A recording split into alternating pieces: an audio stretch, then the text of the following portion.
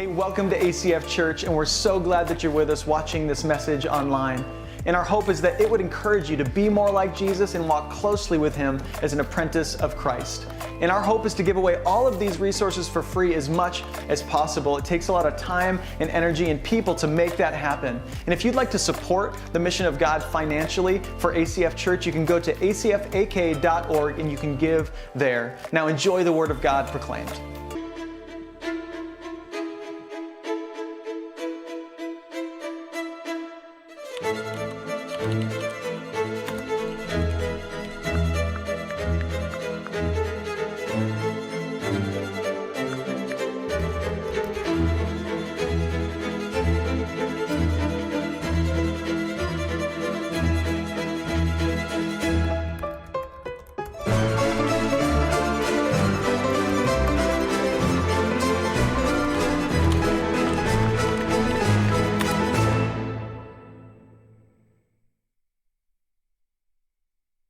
Good morning, church. Welcome to ACF. Thanks for being here today. I know, we can celebrate being here today. You guys made it. I know the roads are sketch and COVID is running rampant. You guys made it church today. We are grateful for you. We're proud of you. Just want to say hello to everybody online as well. Thanks for joining us there. My name is Mason Vinhouse. I'm the worship director here at ACF. I'm just going to share with you guys a bit this morning. Before we get into it, though, I want to talk about next week. Next week, we have something awesome happening. It is Compassion Week. We're looking to sponsor 300 kids in Cusco, Peru. So very excited about this opportunity. We did this a few years ago for a country in Africa, Burkina Faso. We sponsored a bunch of kids in a village there, and it was a really amazing moment for our church. That was right around the big earthquake of 2018, if you remember that moment, if you were around. And so it was just it was a step for our church. We look back on it as a kind of a landmark moment of like, man, ACF stepped into its identity on that Sunday, on Compassion Week. So we're doing that again next week, looking to sponsor 300 kids. Be praying about what God's calling you to do and how you can partner with us in sponsorship. So we're excited about next week. Definitely come back for that. Don't miss that. But in this series, Search History, we're talking about some of the core doctrines, the core beliefs of Christian faith, right? These are the things people are wondering about, people have questions about. If you're a new believer in the room, these are some of the things you're wondering about, like, what am I getting myself into in this Christianity thing? Like, what am I buying into here? If you're an older believer in the room, you've been to church for a while, like, these are the things that your neighbors, your coworkers, your friends have questions about what you believe. If you're not a Christian today, first of all, thanks for joining us. We're stoked that you're with us, and maybe these are the things that have kept you from faith. These are the questions that you wrestle with and just can't get over. And so we want to explain what we believe and why we believe it, and hopefully you can find that persuasive. So in Search History so far, we've talked about the Doctrine of Incarnation. Brian spoke on this about 2 weeks ago, this big idea that God has taken on human flesh in Jesus Christ in history, all right? And people have questions about Jesus, one of the most controversial figures in history, right? And then last week, Josh talked to us about the Doctrine of Revelation. Again, another big idea that God has spoken to humanity, and He speaks to humanity currently through His Word, through nature, and through our conscience. Again, so another big idea. And people got questions about the Bible, right? I have questions about the Bible. So I think our doctrine for today is something else we wonder about, something that your neighbors and you might have a lot of questions about. It's this. It is the doctrine of creation. And simply put, it is that God, who alone is uncreated and eternal, has formed and given existence to everything outside of Himself. All right, that is the doctrine of creation in a nutshell. So to kind of get into this topic, I want to share a bit of my personal story around this topic, around the topic of creation. So I was born in a Christian family. I was baptized as an infant in a Catholic church, which met in this building. I don't know if you know that, but this used to be St. Andrew's Catholic Church. Yeah. So I think I was infant baptized somewhere like there is where they did it. It was the infant baptism. So infant baptized, 20 years later, I would be rebaptized, again, in this building. I think it was downstairs this time. So ACF had moved into the building. Catholic Church had moved across the street. They built that new building over there. So, 20 years later, I would be rebaptized. I bring that up just side note because we are celebrating baptisms today. So, excited about that. If you are a Christ follower, if you're a disciple of Jesus, we believe this is a step for you to take.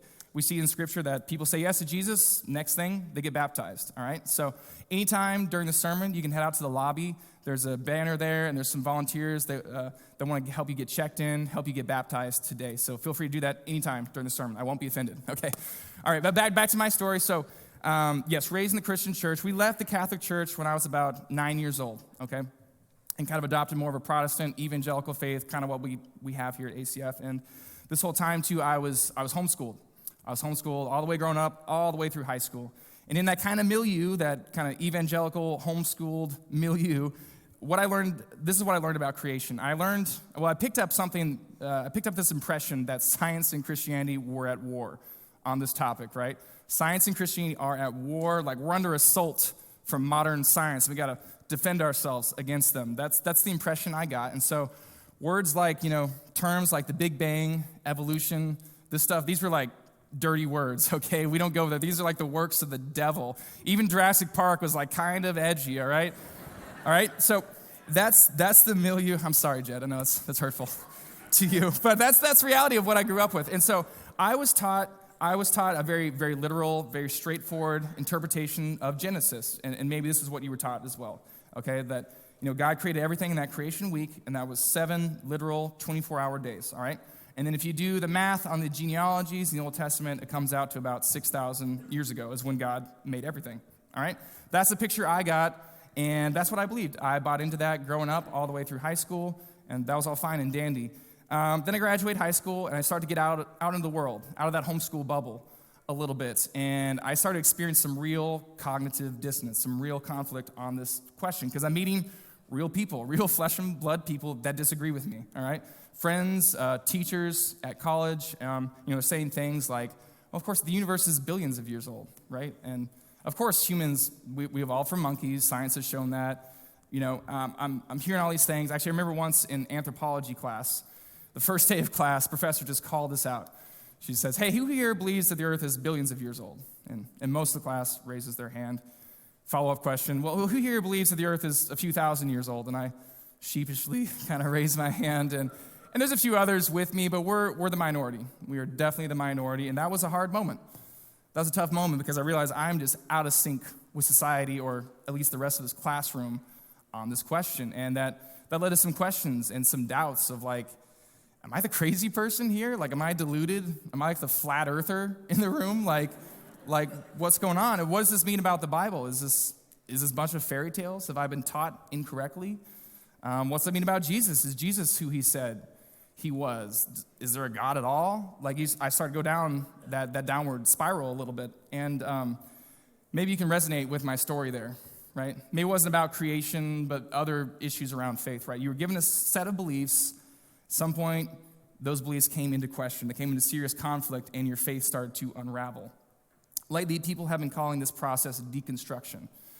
Deconstruction, I think it's a good kind of label to put on this process. It's helpful. And so, first of all, I just want to talk to the person who's in the midst of that. You're deconstructing currently. I get that. I get how painful that is. It's very weird. It's very disorienting. You just don't know where to set your feet. Everything's up in the air, uncertain. So I get how painful that is. I want to encourage that person, though, too, is that there is light on the other side of deconstruction. You can push through that, keep having those conversations, keep asking the hard questions, and you can begin to reconstruct your faith. Like, reconstruction happens in our spirituality. So I just want to talk about that and kind of share my story a little bit, and hopefully this can be a model for how to walk through this. Even if creation isn't your problem, you've got different problems around faith. Hopefully this story of how I moved from deconstruction to reconstruction can kind of help you process your own struggle. So how did I begin to reconstruct? Well, I feel like, ironically, I had to fully embrace deconstruction, right? Because I had doubts kind of simmering for a long time. I just wasn't really dealing with them, but I was like, I hope the Bible's true, but I'm not really sure. And it was just kind of sitting there for a long time. At some point, I just got sick of it and said, hey, I'm just gonna look at it, stare all my doubts in the face, and whatever's not true, I'm gonna get rid of it. Whatever it is, getting rid of it. And wherever the chips may fall, whatever that means, I'm just gonna embrace what's true and get rid of the rest, okay? And as Christians, honestly, we should never be afraid of this because all truth is God's truth, right? All truth is God's truth. If God is real, this is his reality, and he knows it perfectly. There's nothing we're going to discover he's going to be surprised by, like, oh, crap, dinosaur bones. He's not, like, this is not something that's going to happen. He's not hiding anything from us, okay? He's not hiding anything from us. We should never be afraid to go out and look for truth, all right? So I'm kind of going through this process. I'm tearing everything down. I'm trying to find, like, what is one thing literally anybody could agree to on this topic? Like, what's one thing that's just anybody in the world could agree to? And I think I found it. And just confession, I got a philosophy degree in college, so I'm going to kind of put my philosopher's hat on for a second. Just trust I'm going somewhere useful, okay? We're going to get a little philosophical, a little theological, and then a little scientific today. So I hope you're ready to think. Maybe get another cup of coffee if you need. So I'm trying to find this thing, like, what is one thing we could all agree to? And I think I found it. I think I found a philosophical principle literally anybody should agree to. It's this: something exists. Mind-blowing stuff, right? If you go to college and get a degree in philosophy, you can learn such wisdom, right? But it's a good starting point, right? I think everybody can agree to this. I don't care if you're atheist, Christian, Buddhist, Hindu, like, this is true. Something exists. We might disagree radically on what exists, right? We might disagree about, souls, and what about heaven and hell? What about Bigfoot? Like, this is the real question. Is Bigfoot real? So we might disagree about what exists, but I think we can all agree that something's out there. We're all currently experiencing something, okay? All right, so starting point achieved. Something exists. Then I kind of found another philosophical principle, and we're going to get a little fancy with some Latin. It goes like this: ex nihilo nihil fit. And that means from nothing, nothing comes. Again, not too surprising, not too shocking. This is a common sense assumption of any rational person. You can't make sense of the world if you don't assume this, right? If I see someone in the front row here, I assume there's a cause for how they got here. There's a reason for how they got here. They drove here, they hitchhiked, something, okay? I don't assume they appeared out of nothing, uncaused, in our front row. That doesn't make any sense. We can't get anywhere in the world if we don't assume this belief, okay? So I think we're all on the same page here. From nothing, nothing comes, right? We should all agree to this. So if you take those two things together, if something exists and from nothing, nothing comes, what do you get? I think you get this: something has always existed. Something has always existed. All right, okay, now we're getting somewhere a little interesting, okay? We're making some progress, right? You see the logic? If something exists, well, there's a cause for that something, because from nothing, nothing comes, okay? So if there's there's a cause for that something. Well, I guess we can go back to this infinite series of causes, just things causing things forever back in the past, or maybe you get to like a first cause. There's a cause that's just there eternally. It's just there because it's there. In either one of those scenarios, there's never just been nothing, okay? In the history of ever, there's never just been nothing. There has always been something. I think everybody should agree to this. Again, I think we're all on the same page here. Christians, atheists, whoever, we're all on the same page here. This is where we start to diverge, right? Because we have to ask ourselves, what is this eternal something? What's the eternal something that has always existed? And so really there's two main schools of thought, and how you answer this question is really it's a fundamental divide between human beings, I think, all right? So school of thought one, or option one, is this: this universe has always existed. This universe is all that is. Carl Sagan defines it well. He said this way: the cosmos is all that is or was or ever will be. You could say cosmos or nature, right? So this view is like called naturalism or materialism. If you're an atheist, you have to buy into this, okay? This is your view, all right?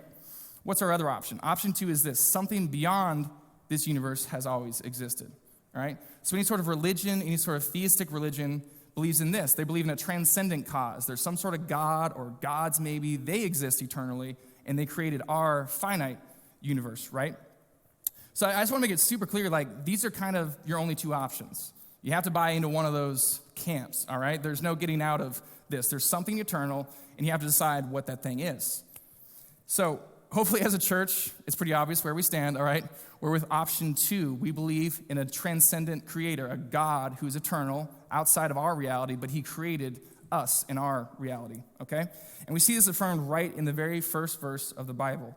It says in Genesis 1:1, "In the beginning, God created the heavens and the earth." So notice what it's doing.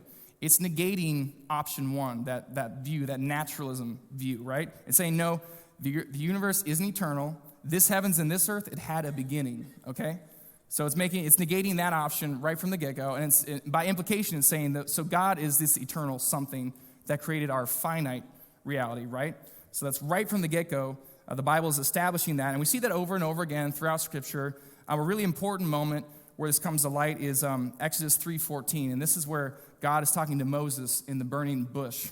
He says this, God said to Moses, I am who I am. And he said, say this to the people of Israel, I am has sent me to you.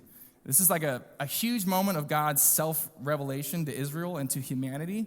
And there's a lot going on in that statement, I am who I am. But at least part of what he's saying there, at least this is what Bible commentators agree, at least part of what he's talking about is God is claiming to be self-existent.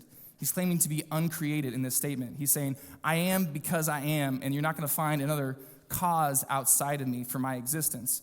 And so your 10-cent theological word for this is aseity.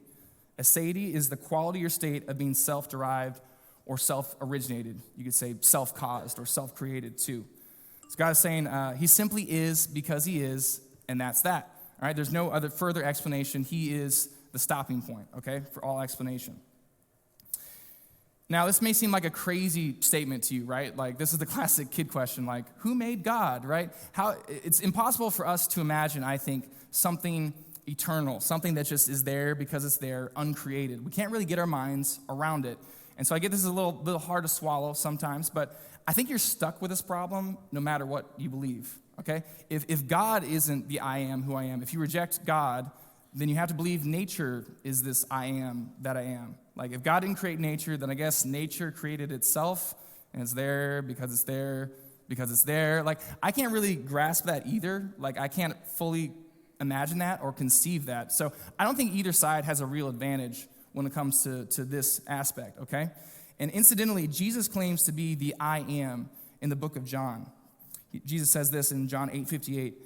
Jesus said to them, truly, truly, I say to you, before Abraham was, I am. All right, so Abraham is the father of the Jews. He was born, thousands of years before Jesus was born. And so he's clearly claiming some sort of immortality in that statement. And then you take that with the way he ends it by saying, I am.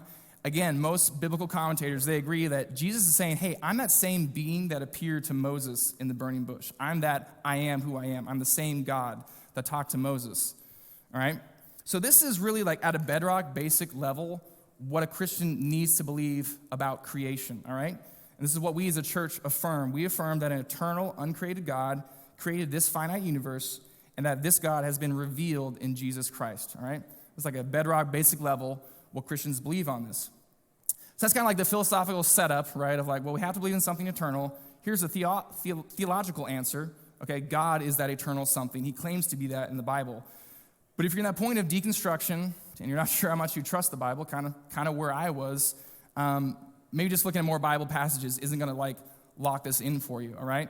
If I'm doubting the Bible, quoting more Bible verses doesn't help usually. So kind of my search, I was like, man, is there any outside confirmation of this, of what the Bible is teaching? That'd be kind of nice. And so when I was looking for it, what's really cool is as I searched for it, I found some really awesome evidence of a creator.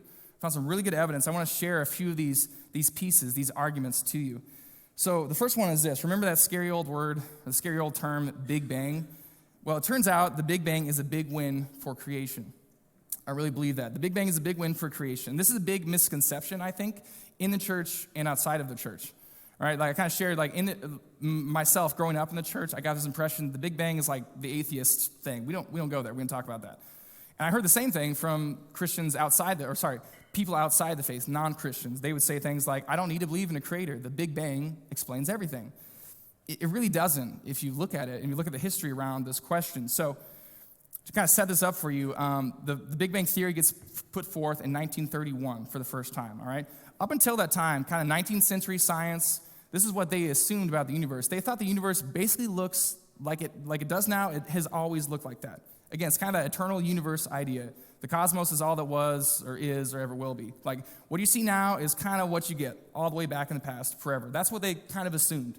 And so then this guy puts forward the theory of the Big Bang in 1931. He's actually a Catholic priest, surprisingly enough, and he's saying, hey, I'm looking at Einstein's equations, and if he's right, what it means is everything is moving further and further apart. The universe is expanding. Well, what does that mean? If you rewind the clock, everything comes back together to one point in space and time. that implies a beginning. It implies a real creation moment. And this was kind of frustrating. This is not what they were expecting to find out. This was genuinely shocking. And so there's a lot of conflict, there's a lot of debate, but to this day, this is the consensus, all right? Mainstream science agrees, yes, the universe started, it had a beginning moment at the Big Bang, all right? So I think this is some pretty impressive corroborating evidence of what the Bible has always said, right? Like Genesis said, in the beginning, it called it. It's like the Bible predicted what science would discover thousands of years later. Robert Jastrow kind of described it this way as a scientist. He said, "For the scientist who has lived by his faith in the power of reason, the story ends like a bad dream.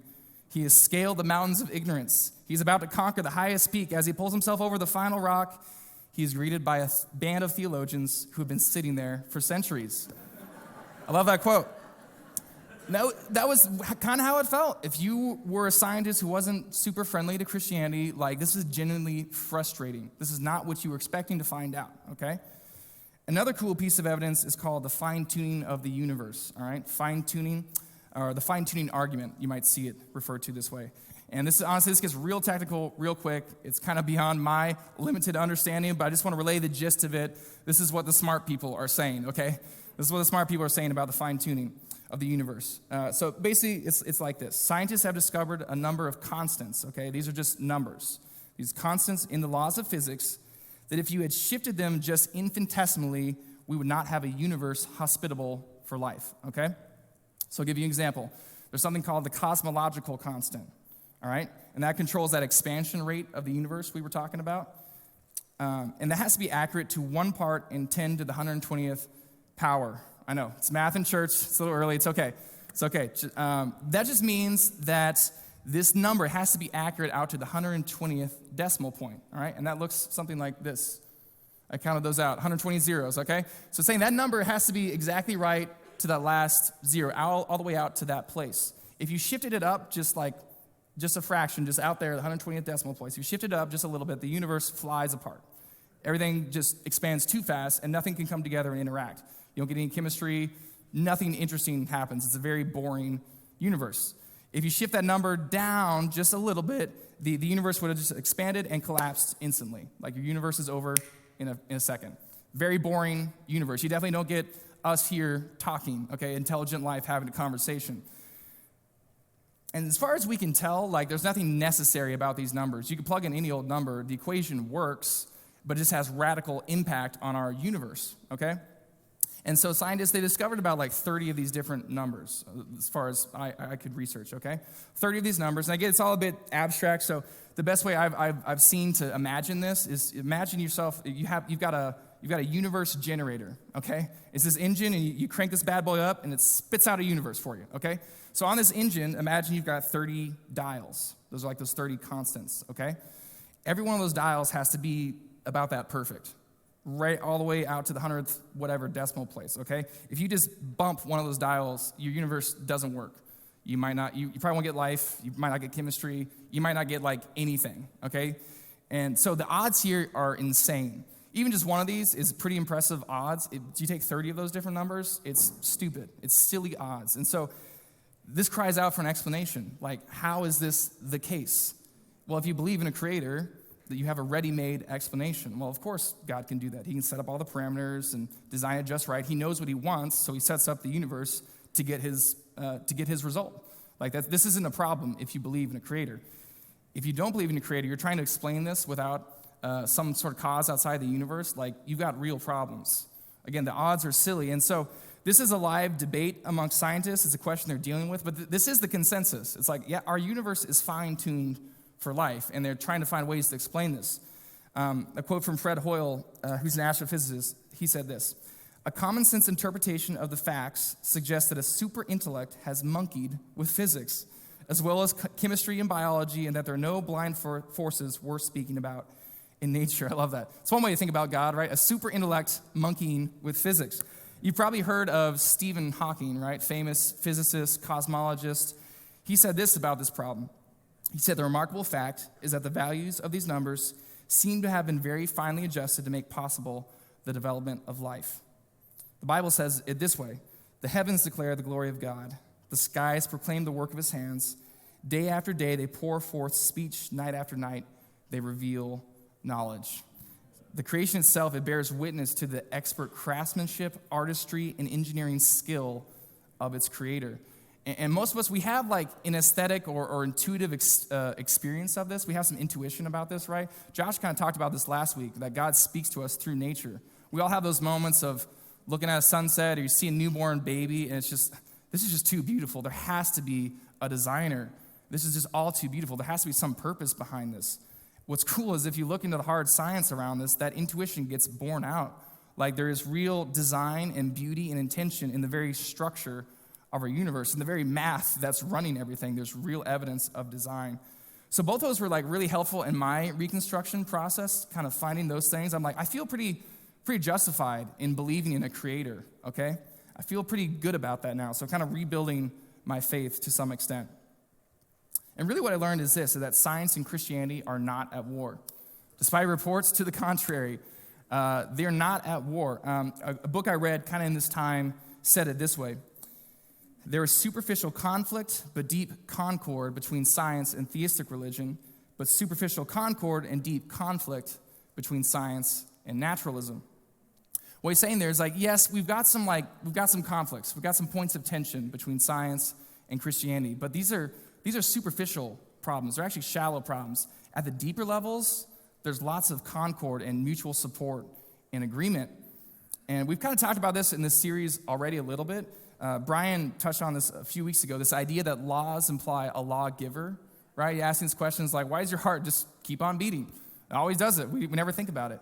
Well, there's laws of biochemistry that regulate that. Why is it when you throw a baseball, it always comes back to the ground? There's a law of gravity. It's worth asking yourself, where do those laws come from? Like, why are they there?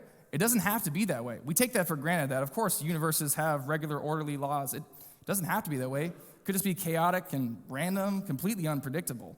But it's not. We find ourselves in a very orderly, regular universe. It's something to think about, somewhere that science and Christianity are really in agreement on that idea. Also, we have this idea that our minds have the ability to understand nature's laws. This is another kind of crazy thing that we take for granted, is that we can investigate nature, we can run our experiments and our tests, and we can discover things. Again, like, why is that the case? Why is it that our minds can, like, understand reality? It doesn't have to be that way. Like, why would the blind forces of nature create an animal that can understand nature to the depth that we can? We can find these, like, beautiful mathematical laws that are under everything. It's a weird thing. Again, we take for granted that we can understand nature the way that we do. And actually, if you look again at the history around this is why science developed from a Judeo-Christian worldview, is because they assumed a creator, all right? They assumed there was a rational, orderly mind behind the universe, and so there's regular, orderly laws we can go out and discover. And furthermore, because we're created in his image, we have a mind something like him, we can go out and investigate, and we can think God's thoughts after him, all right? That was the assumption of the early scientists, and that's how we get science, is that belief. So I learned really that there's this deep concord between science and a Christian worldview, but there are those surface conflicts, right? There are those points of tension, and I want to talk about those because they really trip me up, and I know they trip a lot of other people up. I just want to say before we get into this section here is everything we talked about so far is kind of a national border issue. Like, if you're going to be in the Christian faith, you need to believe in a creator and a creation, a finite creation. This is, if you go beyond that, you're in a different country anymore. We're not talking about Christianity anymore. Everything past this point is more of a state border issue. Like, intelligent, Bible-believing, faithful Christians have some disagreements. And us on staff here, if you ask us some of these questions, we're going to give you different perspectives and different answers, okay? So this is something we can discuss amongst Christians, all right? So the two biggest conflicts I can see, and I've kind of alluded to them already, between science and the Bible are these. How old is the earth anyway, and what about evolution? What do we do about this? So the conflict is basically this. Science says this. The current scientific consensus is that the earth is about 4.5 billion years old, and then life developed naturally from a common ancestor about 3.7 billion years ago. What's the Bible say? Well, I'd say the traditional interpretation of the Bible, traditional interpretation of Genesis specifically, puts the earth at about 6,000 years old, created during that creation week in 24-hour literal days, and that God created each kind of plant and animal through a supernatural act of creation, all right? So that's a conflict, right? Those two pictures do not look at all the same. So what do we do with that? what do we do with this conflict? First off, I want to say this. I think these actually are the easy problems, all right? I do think these are the superficial problems. Compared to some of the problems we talked about, like how do you explain a beginning without a creator? Like how do you explain that moment of creation? How do you explain the fine-tuning, this huge problem? If you don't have a God behind those dials, like how the heck did that happen, right? So I think these are, in fact, the easy problems. I think you have some harder problems if you're trying to square science and naturalism together, okay? But there are some problems. So I think we have some options as Christians to think through these things. Option one is this. You can reject the mainstream scientific consensus. You can look at the evidence and say, not buying it. Like, this is your right as a Christian and just as a human being. Like, you have the right to make up your own mind. So you can look at the evidence and say, like, there's something wrong with their experiments. There's something wrong with their methodology. Maybe they haven't discovered something yet, right? Because we know there are things called scientific revolutions where they discover something that they hadn't understood before, and it changes everything. They have to reframe everything they thought they understood. So you, as a Christian, could say, like, hey, look, science and the Bible aren't lining up right now, but I'm going to trust the Bible, and I'm just going to wait for science to come back around, okay? I'm just going to wait it out. That's an option available to you. I want to speak to the person that can't take that step, all right? You've looked at that evidence and the arguments, and it seems really solid to you. It seems pretty solid, and maybe at that point of, like, I don't know how much I trust the Bible right now. I kind of trust science more than the Bible. I think there is an option available to you, and it's this. You can go back and take another look at the text. You go back and take another look at Genesis. And so this school of thought, which is practiced by Christians, is they go back and they look at Genesis and they're asking themselves, hey, what kind of literature is this? Like, what kind of text is this? Is this like a literal, historical, even scientific account? Or is it something different? Is it more of like here's a broad brush picture of what God did in creation? Because, I mean, let's face it, we're never going to understand what God did in creation. This is a supernatural event, I think, beyond human understanding. And so maybe God, understanding that, said, hey, look, your science is never going to get there. You never understand what I did at creation. So let me give you a story. Let me give you a literary framework for understanding what I did at the moment of creation. The point is, I'm the creator and you're the creation, okay? That's the point. I want you to get that, all right? So I get it. This is controversial, all right? And this brings up a host of theological issues and issues of biblical interpretation. We can't get into all that. I just want to say that there's a lot of really smart and respected Christians, people you know, people with names like C.S. Lewis and St. Augustine. They entertained or endorsed views kind of in this line, kind of option 2 here. And so what I want to do is I want to point you towards some resources and let you go make up your own mind, all right? This is something you can go and make up your own mind. We can have good conversation and dialogue on this question, all right? So some places you could look to, one is Answers in Genesis, all right? This is kind of option 1 here. They reject mainstream science on these questions, all right? They say, not buying it. Here's some critiques of evolution. Here's some critiques of old Earth, old universe stuff. If you're interested in that perspective, you can check them out. Option 2 here is kind of represented by BioLogos, all right? This is a Christian organization. They accept the mainstream science on all these questions, and they're trying to harmonize that with the Bible, and they're looking at different interpretive options for how to understand this, right? So my heart in all this, guys, is do not let this keep you from Jesus. If you're tripped up on evolution and there's chapters in Genesis, like, there are good, intelligent Christians, Bible-believing Christians that are working through these things, and there's a good discussion, there's a good debate happening, and you can go be a part of that. You can go look into that. There are real solutions on offer, okay? So don't let this trip you up and keep you from Jesus, all right? It doesn't need to be a stumbling block. And so you might be saying at this point, okay, look, like, this has been very informative, Mason, it's all very interesting, but, like, who cares? Like, I got to go work tomorrow. It's Monday, right? Who cares what happened? Who cares what happened a few thousand years ago or a few billion years ago? Like, what impact does this have on my life tomorrow, today? I think how you answer this question is the most important answer you're going to give in your life, whether you believe in a creator or not. It's a fundamental question you have to face as a human being, and it has huge impact on your life. The fact is, if there's not a creator, then you have to accept that your life is in fact pointless, accidental, and futile. I know it's harsh, but that's really what's riding on this question. Brian kind of alluded to this quote from Richard Dawkins. I'm going to share it. It's like the most depressing paragraph I've ever read in my life, but he is right. He is right. There's not a creator. This is true. He says this: in a universe of blind physical forces and genetic replication, some people are going to get hurt, other people are going to get lucky, and you won't find any rhyme or reason in it, nor any justice. The universe we observe has precisely the properties we should expect if there was at bottom no design, no purpose, no evil, and no good.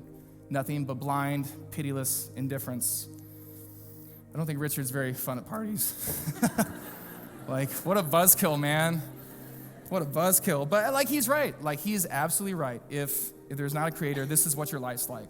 And this is what reality is like. It's harsh, but he is correct. And frankly, I don't know why you should go to work tomorrow. Or I really don't. If there's no meaning, there's no good, no evil, nothing but indifference, do whatever you want. I guess it doesn't matter. If there is a creator, though, it means your existence isn't pointless, accidental, or futile. You can agree with King David when he says this in the Psalms. He says, "For you created my inmost being, you knit me together in my mother's womb. I praise you because I am fearfully and wonderfully made. Your works are wonderful, I know that full well.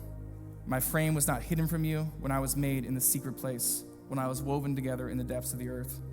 Your eyes saw my unformed body. All the days ordained for me were written in your book before one of them came to be."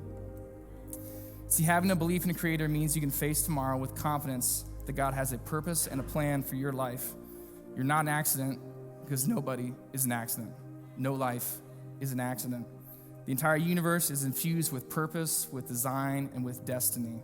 And that's where our hope comes from as believers, as Christians. So I want to give you just a couple of action steps to put this thing into your life. Okay, put these things into action this week. One is this: you can say yes to Jesus, your creator.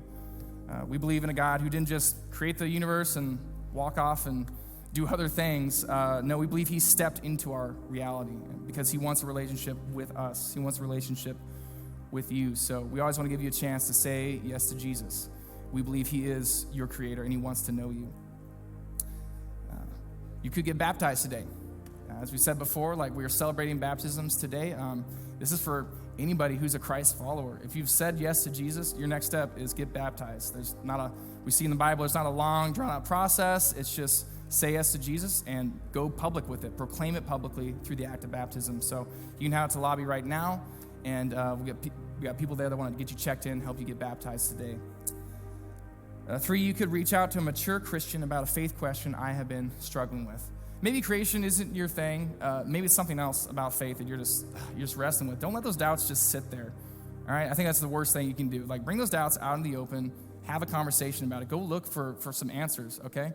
And you might be able to find somebody that can point you in some different directions, give you a different perspective on the question.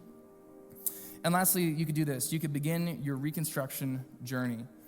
If you've been in that place of just kind of free fall and just tearing everything down, that deconstruction phase, like, that's fine. I think sometimes that's necessary to go through, but you can't do that forever, right? At some point you got to say, like, what can I find that is true? How do I start to rebuild my faith, my worldview? You could take that step today as well. If you guys would stand up, let's pray together, and we'll move forward with service. Dear God, we thank you that you are our creator, and you've not left us alone in this reality, God. You haven't left us alone in this universe, but you came to us through your Son, Jesus Christ. And God, I just pray for the person here that hasn't taken that step to believe in you, God. I pray that you make yourself real. You make yourself known to them right now, God, that you are their creator, and you're calling to them, and you want a relationship with them, God. Guys, thank you so much for this church, and I pray just as we worship and as we celebrate baptism, God, we make much of you, and we glorify you in everything that we do. In your Son's name we pray. Amen. Yeah, thanks, guys. Thanks for watching this message from ACF Church. We hope it's encouraged you and challenged you to be more like Jesus and to walk with him in a closer and more profound way. If you'd like to give to the mission of ACF Church, you can do so at the link on the screen or at acfak.org. We love you, and we'll see you next week.